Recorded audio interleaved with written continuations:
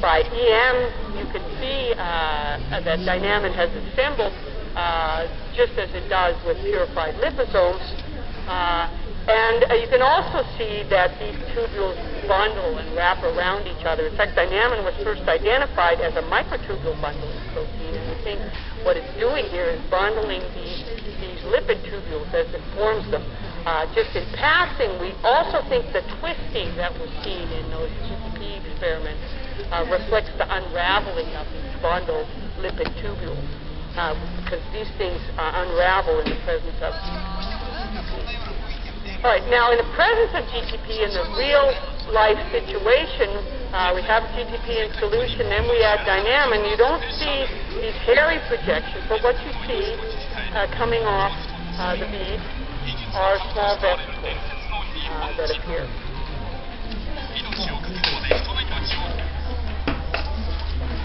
Over time, filling the media.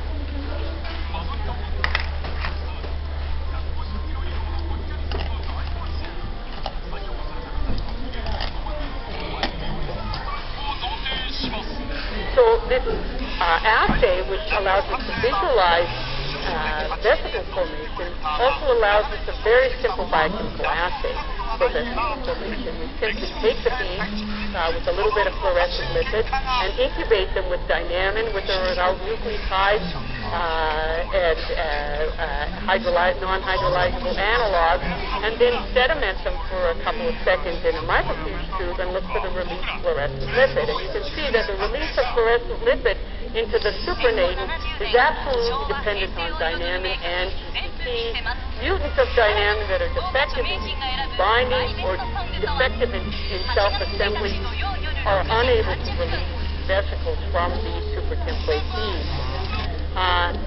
In addition, what Thomas has done is look at a series of Dynamin mutants that differentially affect clathrin-mediated endocytosis in vivo, and you can see a very, very nice correlation between the ability of these mutants to mediate fission in this supertemplate assay and their ability to support clathrin-mediated endocytosis in vivo. So Thomas also developed a trick that allows us to visualize what's going on during these fission reactions. Because of the intensity of fluorescence of the lipid around the bead, we can't actually see what's going on at the surface of the bead as we make those small vesicles. But Thomas discovered if he adds a little bit of glycerol while he's adding Dynamin, or in this case, just adding a little bit of glycerol, again, because of the fluidity of this membrane, the clearing force, the shear force, drives huge, 1 micron, these are 5 micron beads, so it's like a 1 micron thick bolus of membrane reservoir just coming out and then flopping back into the bead. When you do this same thing in the presence of Dynamin, but in the absence of nucleotide, that large tubule is rapidly captured by assembling Dynamin, and then these bolts at the end remain tethered. It's hard to see in these images, but there's a very thin tubule that's tethered.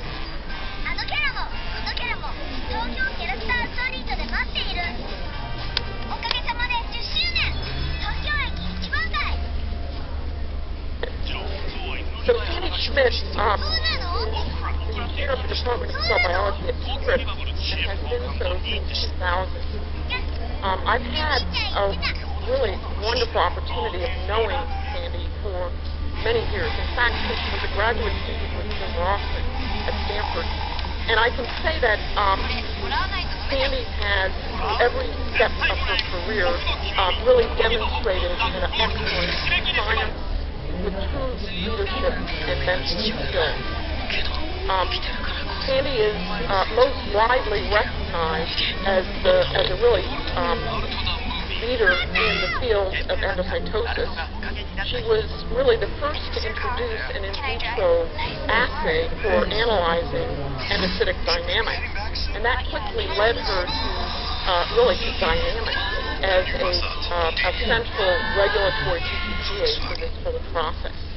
And by integrating these in vitro approaches with her structure function analysis of Dynamic and its role in endocytosis, She really opened up the field to many different aspects of how this very important endocytic portal into the cell is regulated, including the role of small GPAs like BRAC and Rho, as well as actin.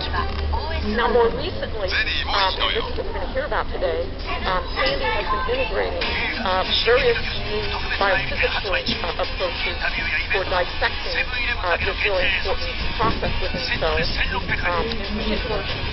In particular, from a reflection microscopy can look at the actual budding of these endocytic vesicles, as well as planar supported bilayers to generate an artificial system where you can really dissect how all the machinery is operating, in particular the role of cargo in regulating dynamic activity. Now, as a result of really this spectacular body of work that's characterized Sandy's work as a scientist, she received many honors. She was elected, she was given the William Rose Award for the ASBMB. She's currently a fellow of the American Association of Science. And most recently, she's been elected as the president of the American Society for Cell Biology. Now, coupled with all of this scientific and leadership role, Sandy has played a huge role in publication arena in cell biology. She spearheaded the introduction of the journal traffic, which is not new anymore, but she started it from scratch, and it was based on her superb running of that journal that she was then selected as editor-in-chief of Molecular Biology itself, which she's only recently given up in lieu of her presidency to the American Society for Cell Biology.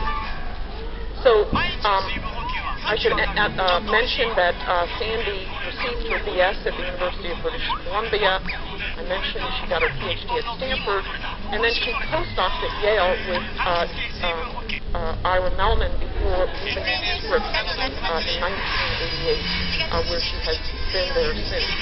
Currently, she's serving the role of chairman of the cell biology department. So with that, I'd like to bring Sandy up to the podium, and she's going to talk to us about protecting our borders, regulated entry into the cell.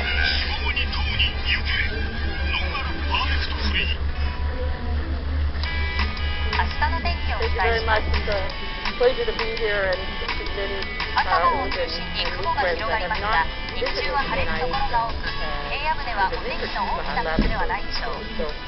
Long overdue. If I get to come back again.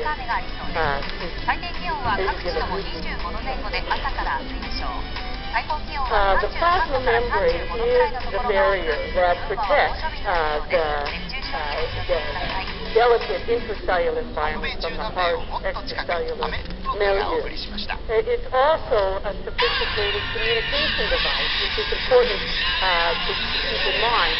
Signaling receptors on the cell surface are responsible for all of the communication of cells to cells and cells in development and mobility, chemotaxis, physiological changes that happen. These are all mediated through communication at the level of the plasma membrane. It's also a dynamic port of entry. There are multiple endocytic pathways that govern nutrient uptake, surveying of extracellular milieu, immune system, turnover of plasma membrane transporters in response to physiological changes. For instance, when you have a high glucose in your bloodstream, all of these processes are being controlled by a myriad of endocytic pathways, each mechanistically distinct, and each one tightly coupled to and regulated by specific cargo molecules that is taken up by these processes.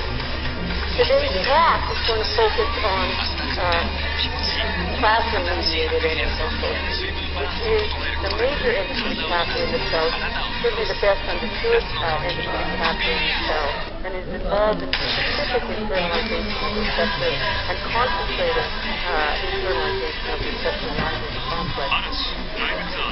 Plasma-mediated endocytosis occurs at specialized regions on the cell surface. In the background of this slide are electron micrographs taken by John Voyager that show the polygonal lattice of the plasma coat that forms the plasma-coated disc. The process involves the assembly of adapter molecules. Juan Bonacino studied them to great extent that recognize small short sorting motifs in the cytoplasmic tails of receptors that are going to be concentrated in the coated disc. These adapter proteins also trigger the assembly of plasma, which is a self-assembling scaffold that forms into a polygonal lattice, helping to generate curvature in the growing vessel.